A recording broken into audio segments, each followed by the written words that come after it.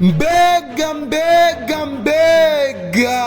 guys, chinno kidi kuva muri Tanzania yongeye gutera komante ku rubuga rwa Instagram kwa satb ndabahaye mwiriwe cyangwa mwaramutse bivanye na mwese ahereje mwumva ni captain promoter umupromoter wa mbere ngaha mu gihugu cy'u Burundi.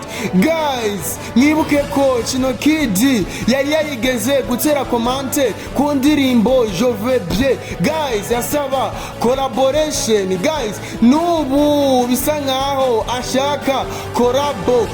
Guys, ndavuga bati satb none muribaza ko azomwemerera? Guys, mwibuke ko ku ndirimbo yongeye yamwanyiye kubwo underground bwiwe. Guys, none ubu naho yongeye kugaruka. Guys, sinzi ko satb azokwikebuka akamuha collaboration. Guys, mwebwe muvuge uko muvyumva. Guys, mwibuke ko satb ari legend mu muziki. Ama chinno kidi nawe acaruka ari hakiza mu muziki. Guys, ibi nambere vyerekana ko indirimbo humutu yamaze kuba hit, indirimbo yamaze gutrending, yamaze kurenga East Africa, igeze muri Africa. Guys, erega narababwiye bati satb naco tazokora kugira ngo umuziki ndundi utere imbere, umuziki ndundi wamamare kwisi yose. Guys, rero ni mutubwire muri komante